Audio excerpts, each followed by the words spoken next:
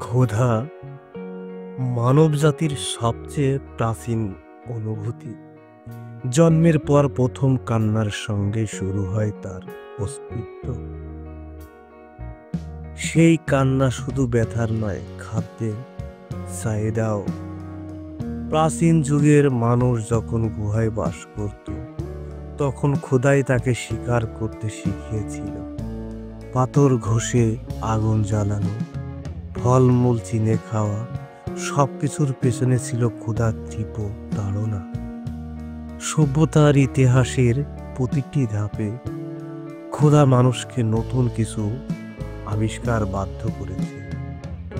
ক্ষুধা শুধু উদ্ভাবনের উৎস নয়, এটি মানবতার কঠিন পরীক্ষাও।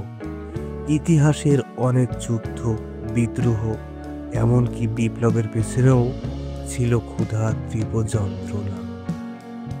1770 সালে বাংলা দুর্ভিক্ষের লক্ষ লক্ষ মানুষ শুধুমাত্র একবেলা খাবারের অভাবে প্রাণ হারিয়েছিল। তখনকার এক কবি লিখেছিলেন, ভাত নেই প্রাণ আছে, এ কেমন জীবন। আজও পৃথিবীর অনেক প্রান্তে মানুষ ক্ষুধার সঙ্গে লড়াই করছে।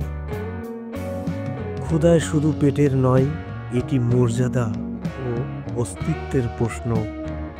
ক্ষুধা সত্যিই এক অদ্ভুত জিনিস, এটা সহ্য করা যায়, কিন্তু এটি মানুষকে বাঁচতে শেখায়, এগিয়ে যেতে শেখায়। ধন্যবাদ।